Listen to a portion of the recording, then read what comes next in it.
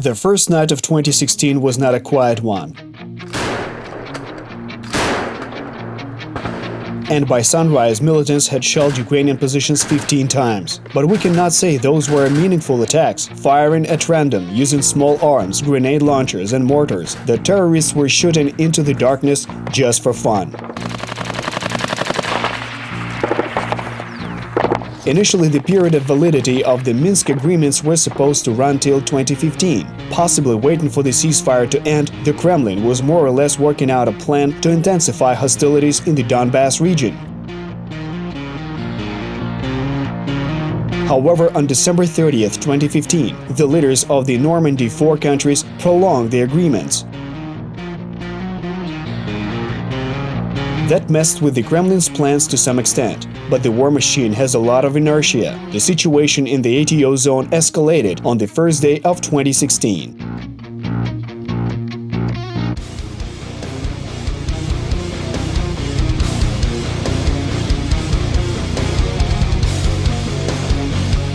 This is the 78th episode of the series History of the War. In 2014, the Russian Federation annexed Crimea and invaded the east of Ukraine in the summer. The attack was stopped after a number of battles, but the war did not end.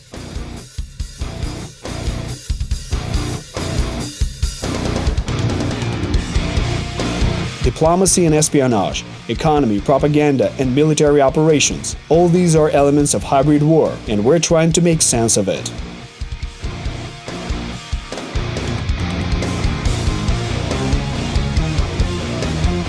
A total of 40 battles took place on January 1st. The center of the ATO zone was its hotspot, where constant battles and provocations took place on the outskirts of Donetsk.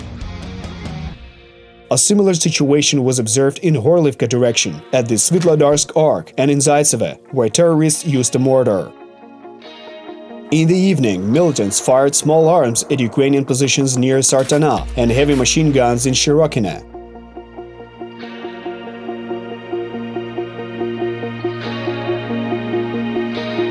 Near Krymska, a battle against the militant recon group took place. Despite fairly limited use of heavy weapons, 3 Ukrainian soldiers were killed at military posts on the first day of 2016. 2 more soldiers were injured, and one of them died the following morning.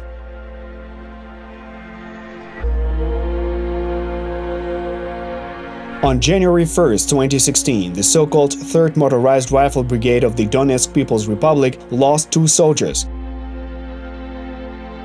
The so-called 14th Battalion of the Luhansk People's Republic from Alchevsk also lost 2 soldiers thanks to return fire. We will remind that literally every single military unit of the pseudo-republics is accountable to the command of the Southern Military District of Russia. In simple words, any member of these formations is basically a soldier of the Russian army, regardless of place of their residence and citizenship. The amount of shelling decreased considerably on January 2nd. Given the extension of the Minsk agreements, the militants probably received directives from their Kremlin curators. As a result, the ceasefire was observed both in the north and south of the ATO zone. Several small provocations were observed at the Svitlodarsk Arc. Snipers were spotted near Avdiivka, Pisky, and Novhorodsk. No heavy weapons were used.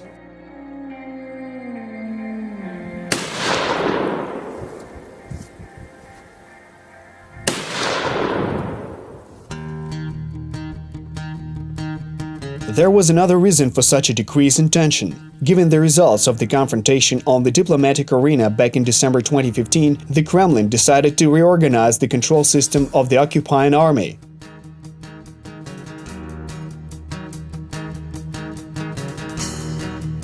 Thus, as a result of a number of special operations in early 2016, most of the local field commanders were removed from commanding troops. In certain cases, this reform resulted in the physical elimination of undesirable persons, and vacant posts were taken by officers of the Russian army.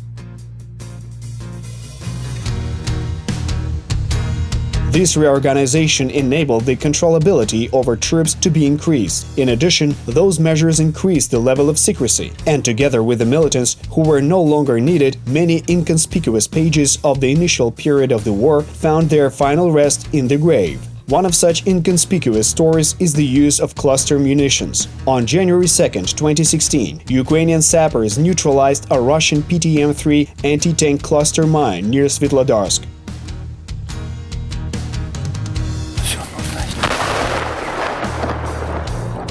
Taking into account the fact that depending on the fuse setting, this type of weapon can be set off not just by vehicles, but also by the metal parts of soldiers' equipment, a bomb disposal robot was used to work with the dangerous find. It was relatively calm in the ATO zone on January 3rd and 4th. No heavy weapons were used. Unlike their accomplices from Donetsk, LPR militants diligently observed the ceasefire regime. Meanwhile, the outskirts of Donetsk airport and Horlivka became the arena for duels between snipers and confrontations between reconnaissance groups. It's worth noting that the 30-degree frost made adjustments to the war, which manifested itself in more cases of illness and frostbite. It's also important to understand that any soldier is first and foremost a human being whose capabilities have limitations. So in the first days of 2016, 13 militants of the so-called 11th Separate Motorized Rifle Regiment of the DPR, who were unable to deal with the extreme service conditions, abandoned their positions.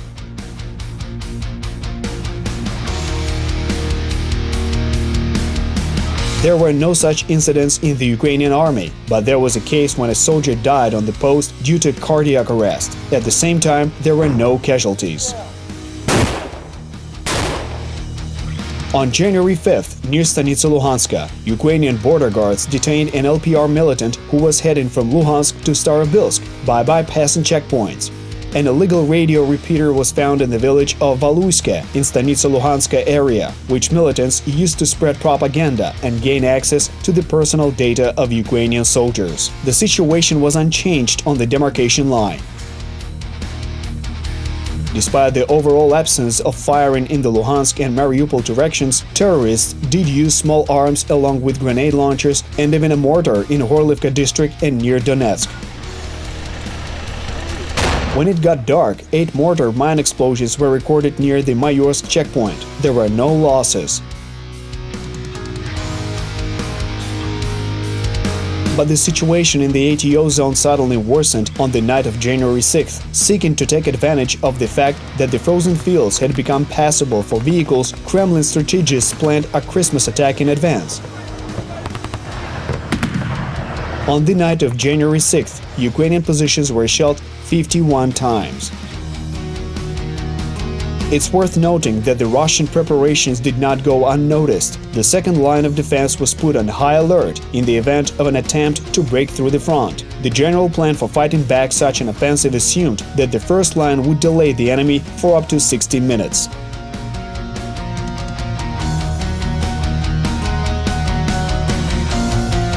Meanwhile, that time would be used to pull artillery and tanks closer to the front line from the rear so as to provide support and return fire. It's logical that in the event of a large-scale offensive by Russian terrorist forces, any compliance with Minsk agreements would fade into the background. But the weather made certain adjustments. Freezing fields and shallow rivers. The frost did the same to vehicles. Basically, the Christmas attack by militants failed, because most of the tanks and infantry fighting vehicles simply would not start. In fairness, it should be mentioned that the crews of Ukrainian vehicles suffered from the same issues. In effect, extreme frost became the main peacekeeper in the Donbass.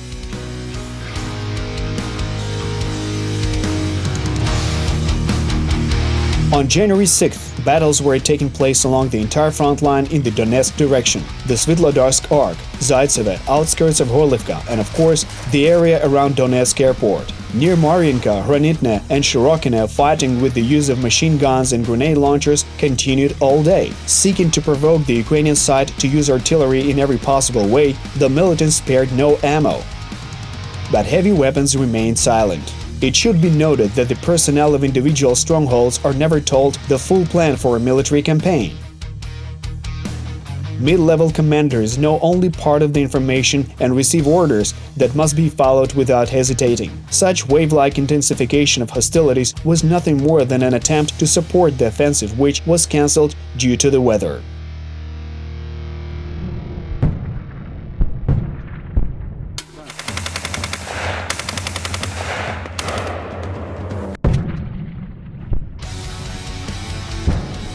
It should also be kept in mind that when planning frontal attacks, the Kremlin did not forget about attacks from the rear either, working constantly to sabotage the Ukrainians. On January 6th, Ukrainian law enforcement found 2 weapon caches. A warehouse with a large amount of ammunition of various calibers was discovered near the village of Buhas, Volnovakha Rayon of Donetsk region. 3 RPG-26, grenade launchers, an anti-personnel mine, and 12.7mm ammunition was found in a private house in Stanitsa Luhanska. On the same day, a DPR militant became disappointed in the ideals of the Russian world and turned himself in, taking advantage of the "They're Waiting for You at Home" program of the Security Service of Ukraine. Во время прохождения службы я понял, что никаких перспектив для налаживания нормальной жизни там не будет. Near Svitlodarsk, ATO forces found and neutralized an improvised explosive device made from 3 artillery shells.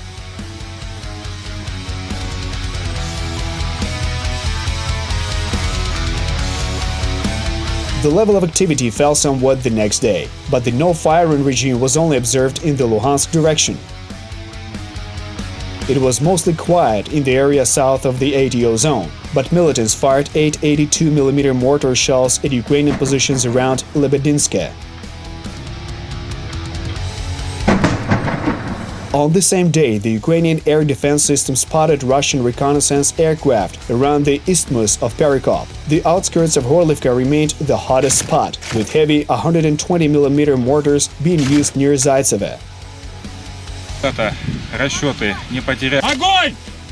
At the same time, militants showed particular zeal near the village of Nevelske. Apart from small arms, the terrorists used infantry fighting vehicles and even a tank. And in what had already become a tradition, there was not even mention of any peace and ceasefire in the area around Donetsk airport. Heating up and slowing back down, the fighting lasted literally the entire day and did not stop with the onset of nightfall. At the same time, unlike the other hotspots on the demarcation line, no heavy weapons were used in this area. This is simple to explain. The short distance between the positions of the opposing sides created the preconditions for constant tension and frequent firefights. At the same time, there was a real threat that friendly troops would be hit if artillery were to be used. This is why the guns were silent for the time being. In addition, on January 7th, the corpses of 4 militants were delivered to the morgue of a hospital in Donetsk. According to an official statement, they were blown up by an unknown explosive device near Svitlodarsk. Later, indirect evidence appeared that it was caused by the detonation of a Russian-made Ochota non-contact anti-personnel mine. The reason that the mine exploded was a simple one: the lack of proper coordination between units and disregard for the making of minefield maps.